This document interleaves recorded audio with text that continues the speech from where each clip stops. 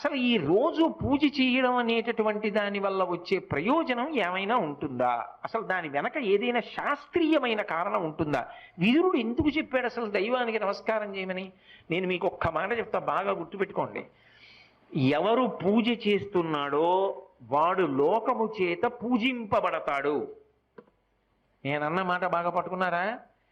ఎవరు పూజ చేస్తాడో వాడు లోకము చేత పూజ అందుకుంటాడు. అదేమిటండి మీరు అన్నమాట మాకు బాగా అర్థం కాలేదు, మీరు ఏదో అన్నారు బాగుండదని అన్నాను అంతే అంటారా? మీకు వివరణ చేసే ప్రయత్నం చేస్తా. పూజ అంటే ఏమిటి? పొద్దున్నే దేవుడి దగ్గరికి వెళ్ళో దీపం పెడుతున్నా, ఎందుకు? ఎవరు భగవంతుడు?